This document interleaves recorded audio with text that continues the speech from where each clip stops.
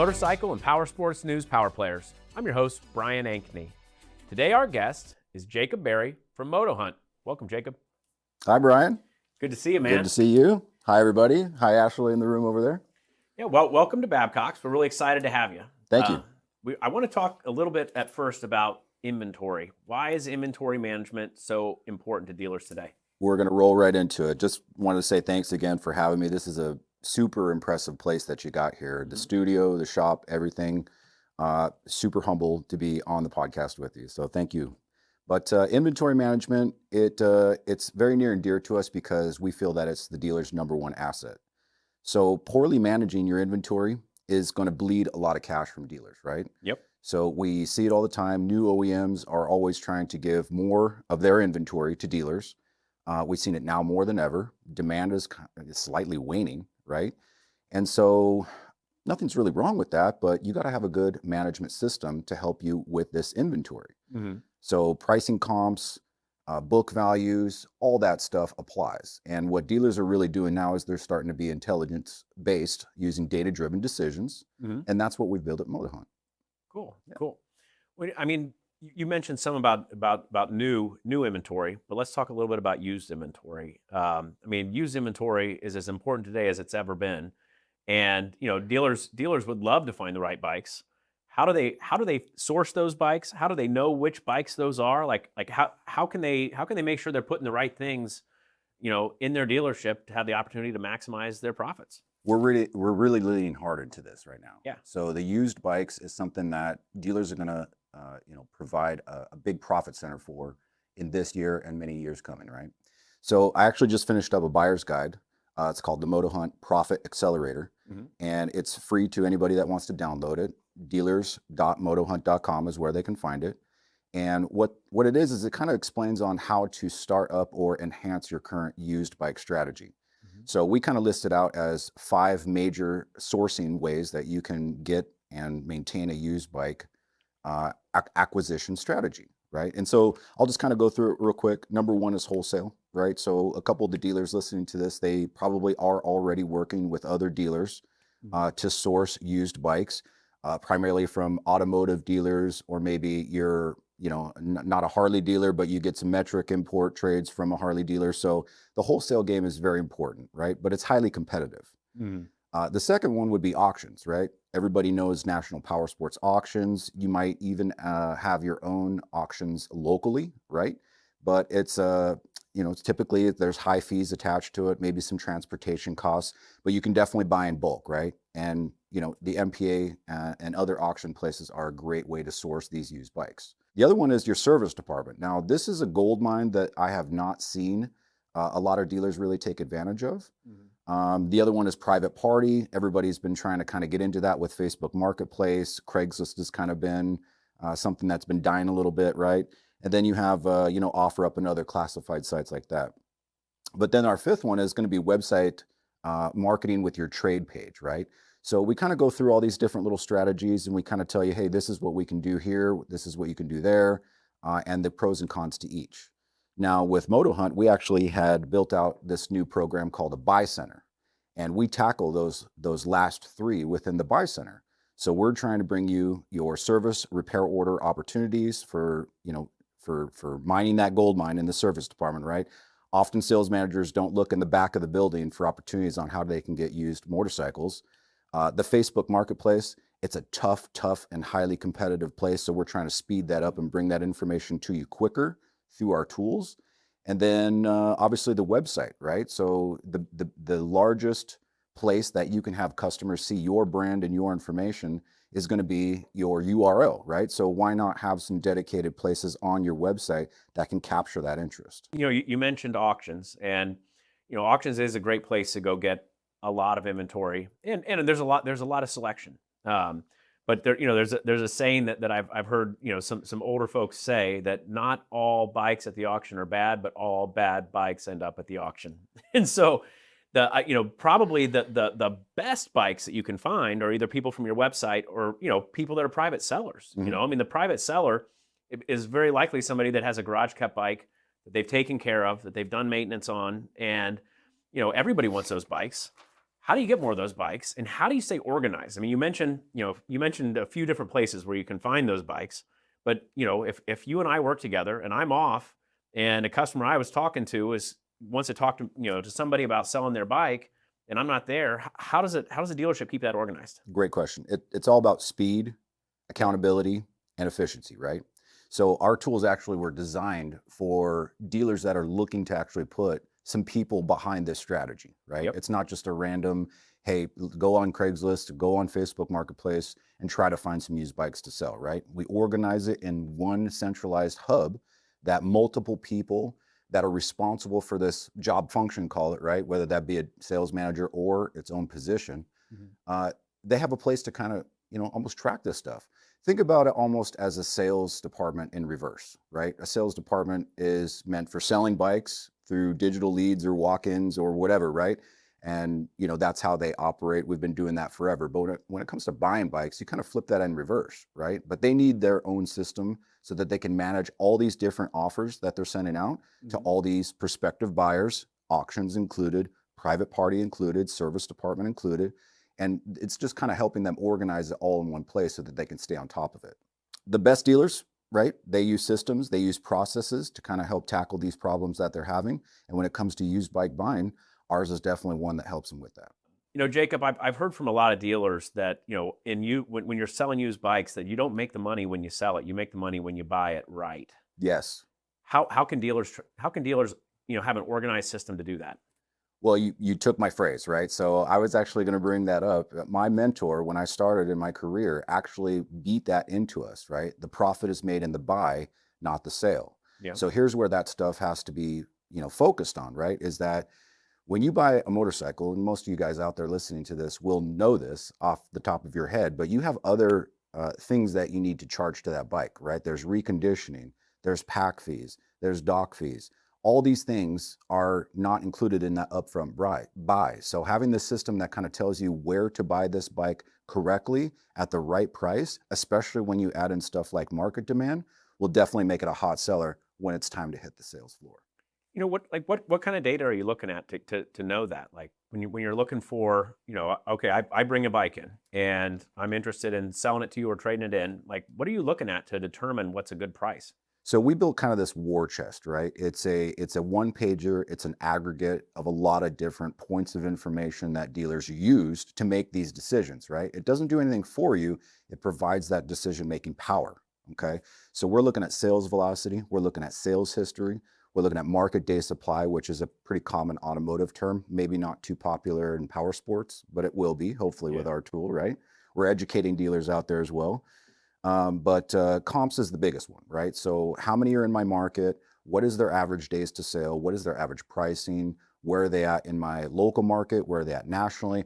I mean, it's just an aggregate of all this information that we present it to the buyer and say, here's where your information is. You need to make the next decision on the buy, price, and the negotiation. Now, that's a little bit of a skill set in and of itself, which we don't have to cover on this, but at least if you start the process and you put the offers out there, you're going to get some back, right? And you'll improve your skill set on how to negotiate the proper buy. I did an interview with Dale Pollock, the guy who created Viato for the car dealerships. Yes. And it's interesting that, you bring up that a lot of car dealers are doing that, and that technology is now available to motorcycle dealers. And it's really like something that once you understand it, it's like, I can't believe that we weren't always doing this. And now the tools are there that you can. Yes. I came from automotive a long, long time ago. And I'm very familiar with Mr. Pollock, highly respected. Viato is widely used in, I think, just about every single automotive dealership. That's kind of my goal with MotoHunt, right? I built this to be a Viato-esque type tool for power sports. There's always kind of this joke that, the motorcycle business, the industry is a little bit lagging behind automotive. What we're trying to do is to close that gap, right? We should have the same abilities, the same resources, and the same tools available to us in power sports that the automotive guys have today. I think a lot of the advantage the automotive people had is because the consistent data was available sooner. Yep. Like it wasn't as heavy of a lift to take the automotive data and then provide it in a format where people could understand it and use it as it was, for power sports. So as the power sports data has improved and the availability of that data, now the tools can achieve the same things. Absolutely. When you look at this industry, it's highly fragmented, right?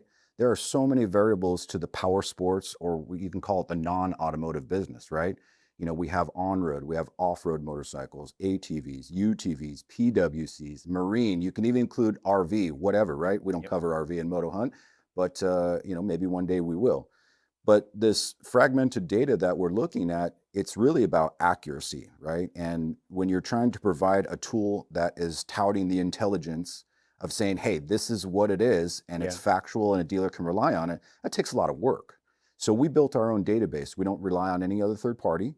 We have other third party supplemental data points, but we built our own database that is homegrown and the source of truth for a lot of what we do and how we present that information to the user. Cool. Now you mentioned you came from automotive, so let's talk about that for a minute. Tell us a little bit about your career path and how you ended up, doing what you're doing today. Sure. Yeah. Well, I spent half my life in dealerships, Hmm. right? And so, automotive, I went to tech school a long time ago, got a job at a car dealership turning wrenches. I was in service. I've had positions in parts, sales. But it wasn't until I hit power sports over a decade ago that I was like, wow, I've really found my love, right? Yep. And with the last company that I was with, I was able to climb the ladder and be part of a lot of the important decision making. Mhm. So, what kind of started this whole moto hunt history, if you will, and I'll take you to the Wayback Machine. But I'm sitting in a room and we're looking at a screen on the wall that is from one of our guys' laptops, right? And it's an Excel spreadsheet. And we're going through, 8, 9,000 different line items of pieces of inventory from our total group, right? These are in stock units that we're trying to manage, new, used, Harley, metric, it doesn't matter, right? And we do this monthly. And there's about 7 people of us. It takes about 3 days to prepare this data and then 2 days to be part of the meeting to manage it. And we're, transferring units, we're marking down units, we're raising prices on units. We're doing everything that an inventory management team would do, right? Just at a very large scale. And after a while, I'm sitting there and I'm saying, there has to be a better way to do this, Yeah. right? There has to be some software that can provide this information in real time. It's got to be quick, it's got to be accurate. And we have to kind of ditch the Excel spreadsheets, right? That dealers have been using for decades, right? And so that's what we built. That was our mission, right? Was to provide this data in real time and to be as accurate as we can with it. Yeah. Well, I mean, if you think about it, that's a 5-day process, and so you couldn't do that every week. And you're doing it even every month. I mean, you figure that's taking 20% of your work time to just do that process. And now, if you have data right at your fingertips, you can be doing that all the time. Absolutely, yeah. I mean, I've spent half of my career, fixing dealers' problems, right? I'm trying to come up with solutions. And so when I help dealers solve their problems, I'm also listening to what they're talking about. And right now they're talking about, how do I stay competitive in my market? I've got too much inventory. How do I manage it? How do I buy more bikes? And then more importantly, how do I get more leads to sell these bikes on my showroom floor?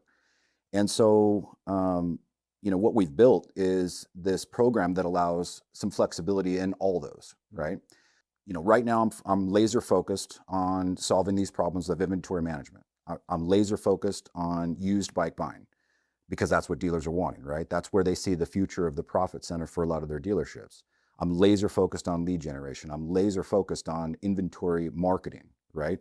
And so if a dealer is looking for any of those solutions to those problems that they may be having, maybe they don't even know that they're having those problems right now, they can definitely reach out to me and I'd be glad to help them. I want to give back to this industry as much as it's given me. Let's talk a little bit about leads. I mean, leads are like ice cream. Everybody would like more. So let's talk about that. And I kind of want you to come at this answer from 2 angles. Just generating more leads, but you also mentioned the hard to sell bikes. And maybe talk a little bit about how a dealer can expand the amount of leads that they're getting, and then maybe talk specifically about how to market those hard to sell units. Yes, I'll go with that one first, right? Okay. So every dealer faces stale inventory, right? They're always back of the house, maybe the unpopular ATV that nobody really wants, and they put their hot stuff up front that they know that quickly moves, right? Obviously, that's not a great approach to how you shuffle your floor and manage your inventory. There's also the online aspect of it as well, right? So when you're looking online, and even from a customer's perspective, it's got stock photos, it's got, missing pricing information, right? There's no call to action, right? Your digital showroom is kind of blank, right? And so we see a lot of dealers struggling with that because there's just no emphasis on it. And, quite frankly, I don't blame them. When you've got some of these multi-line dealers that have, 5, 6, 700 pieces of individual pieces of inventory, it's like, where do you start, right? And so we've certainly addressed that with our tools. We wanted to make it so that they can break it down, new, used, by segment, by brand, by age, whatever the dealer needs at that specific time. Give them alerts and kind of help them merchandise it as well. Presented from the Aishin Broadcast Studio at Babcock's Media. I'd say that most dealers would say they want more website traffic, but one of the problems with website traffic is a lot of times people aren't taking advantage of the website traffic they have, and it's expensive to add more. I mean, it's really easy to get up to like kind of a good level of traffic, and then there's a point of diminishing returns where you can spend a lot more money and really not get that much more traffic. Can you talk a little bit about some strategies that you've helped dealers with to get more from the traffic they already have? Absolutely, yeah. Let me address the lead stuff real quick. So, okay. This is always the holy grail, right? Yep. Dealers are always talking about, I need more leads for my sales team, right? There is some correlation to the volume of leads that you get with how many units you have in stock, or what the seasonality is, or what your pricing strategy is, right? Whether you're a gross profit dealer or whether you're a rock bottom competing price dealer, right? So leads are always this one thing that is measurable, because it's always, the top line of how you measure everything from there, right? How many leads did I get, and then what did I do with them? Now, MotoHunt, we actually have solved a little bit of the problem with marketing for those leads, right? So when you talk about how you're represented online, and I'm talking to the digital people at this point, right? Your showroom is your showroom. A lot of people know how to manage that. The digital space is still a little voodoo in some operators' eyes.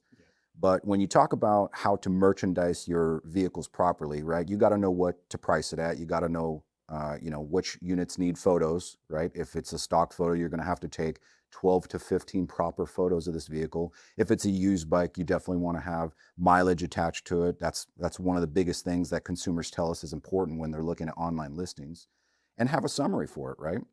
So the merchandising aspect of it as well, it plays into the managing of your inventory. But really, it's meant for that online website representation of what you got to sell, which is the number one asset that a lot of dealers carry, right? Now, we've also got some DIY tools in there that are pretty slick. It's kind of a industry first to provide these for dealers looking to tackle this on their own. And we fully support any dealer that wants to do their own marketing, or if they have an agency that helps them out. We provide these catalog tools for Google and Meta. So it helps amplify and really get rid of a lot of the waste ad spend that dealers, burn through cash every month, and they don't know what they're getting out of it. And the best part about it, it's all dynamically rotating with your current in-stock inventory. You get a new, fresh trade-in that you've got online.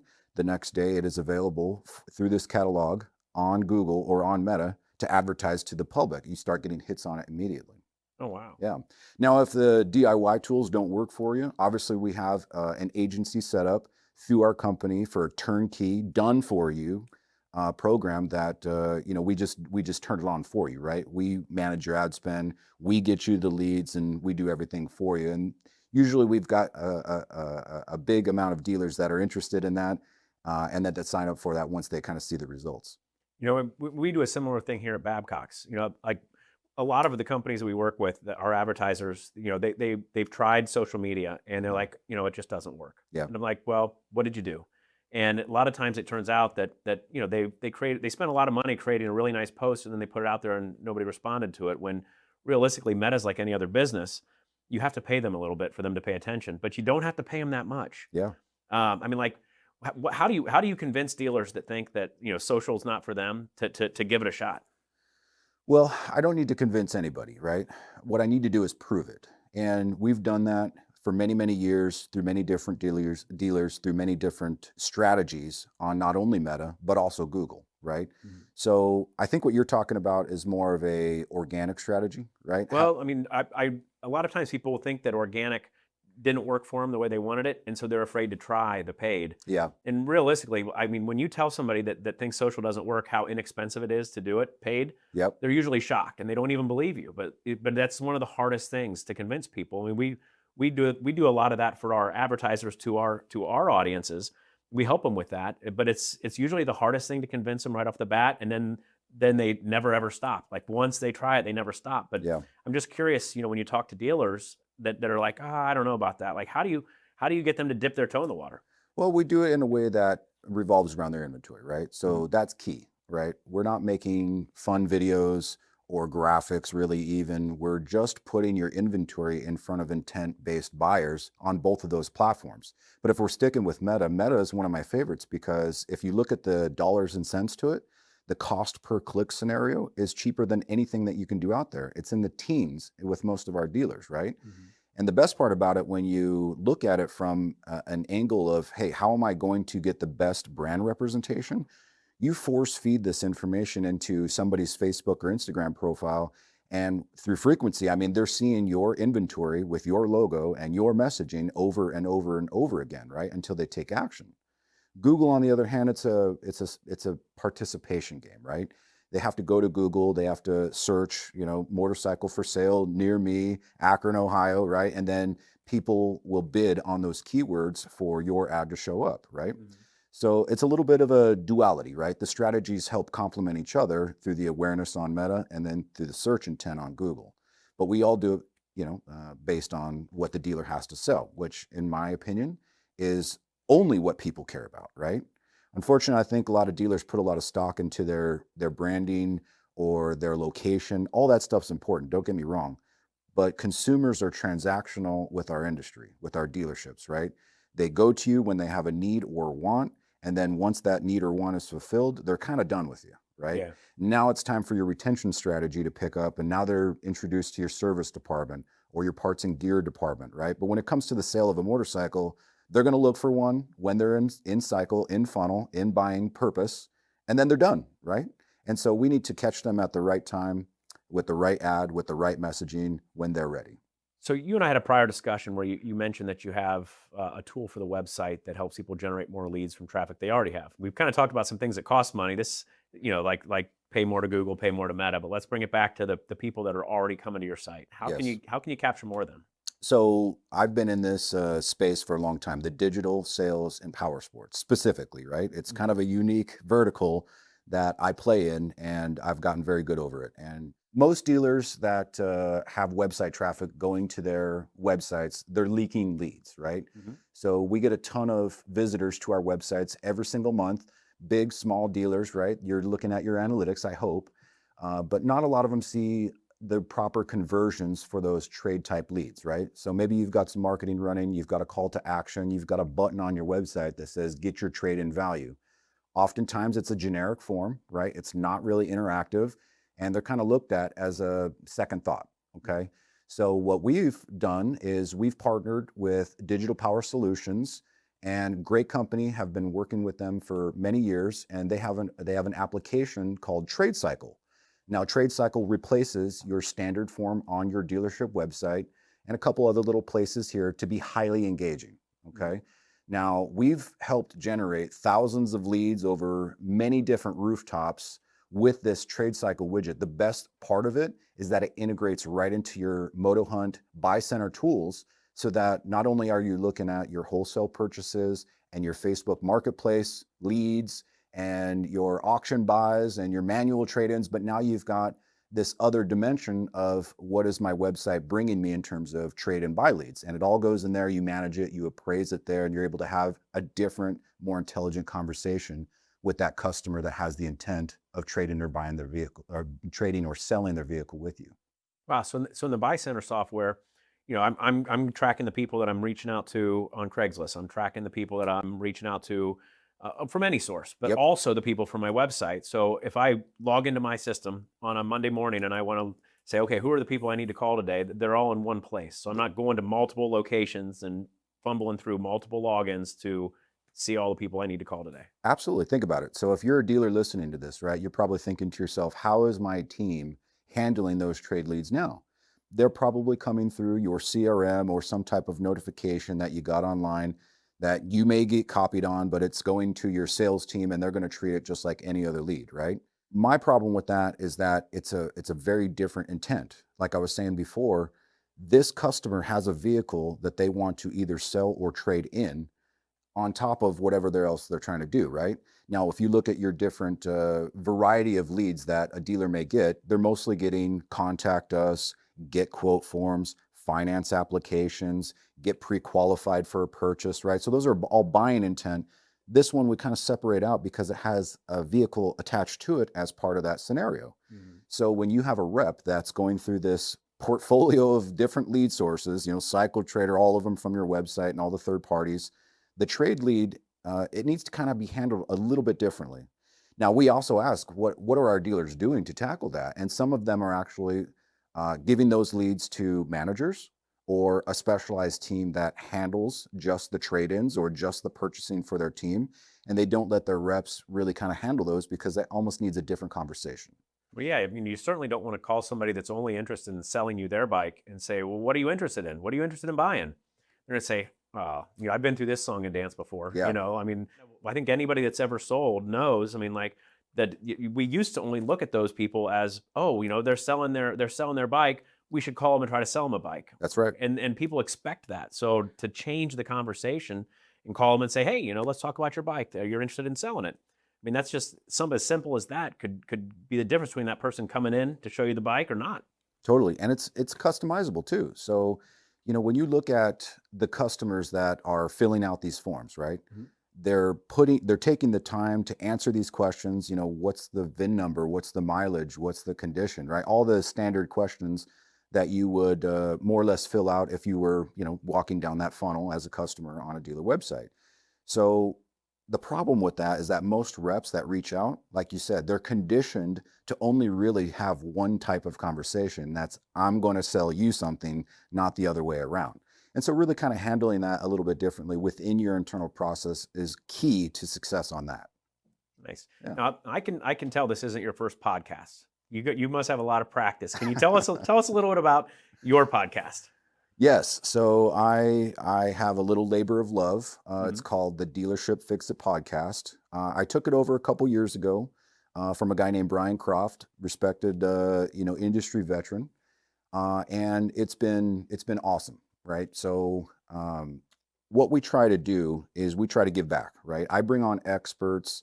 I bring on thought leaders. I bring on dealership people, software developers, all these different types of people and walks of life within our own industry, right? It's power sports driven only. And we talk about real problems that dealers are facing today and how to solve those, right? So it's not a fluff podcast for sure. It's dedicated to digital sales. It's dedicated to service technicians, F&I process. We just talked about Angela coming on, right? And so it's got all these different scenarios, right, that we're trying to go through and say, what are the problems dealers are facing from your perspective? Let's talk about it. And we talk about strategies on how dealers can take actionable advice away from this and use it at their own dealerships. Nice. Yeah. Nice. Well, is there anything more you'd like to share with our audience today? What I wanted to share, I think it's appropriate right now, is that times are always cyclical, right? So, we've got a lot of stuff happening right now as we're recording this, right? Yep. Tariffs, economy, all these things, right? And not that long ago, everything was gangbusters and living high on the hog, as they say, right? Now it's a little bit, oh my gosh, what's going to happen? I'm not unsure about all these different scenarios, right? Mm-hmm. So for the dealers that want to win in 2025, and this is just my opinion, take it or leave it, right? Free advice, it's worth exactly that, right? They're going to be data-driven. They're going to have intelligence behind them to make these decisions, not only in their inventory management, but also as they go through and they start to look at their process, they look at their strategies and they go, hey, is used bikes something that I'm really going to tackle? If it is, great. You need to look at all your different sources, how you're going to obtain these things, how you're going to run it through your shop on reconditioning, how you're going to make it frontline ready, how you're going to merchandise these things to be on your website so that you can market them and get that extra exposure on social media or on Google and really make your profit margins, right? The new vehicles that are sitting on dealer lots right now are bleeding cash. The used bikes is what a lot of dealers are telling us is going to be their mainstay for how they make profit in 2025 and beyond. So for anybody that needs that assistance, anybody that needs that help, I've got a ton of resources, a ton of materials, and obviously I'm here to talk about my tools that we've developed over many years that do just that. Jacob, it's been a real pleasure having you today. Awesome. Thank you, Brian. Can't wait to have you back again. Yes, looking forward to it. And any dealers that need any help with this, we're at dealers.motohunt.com. We've got some free resources. Check us out. We'd love to show you what we've got. Thank you for taking the time to join us for this motorcycle and power sports news Power Players. Today, our guest has been Jacob Berry from MotoHunt. We hope to see you again on a future episode.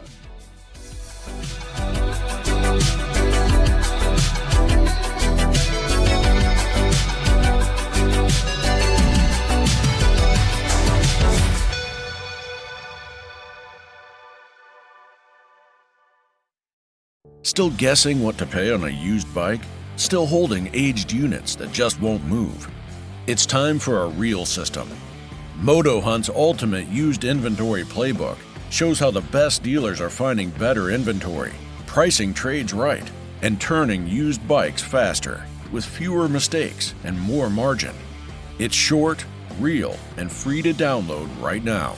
Visit dealers.motohunt.com to grab your copy or check for the link in the notes.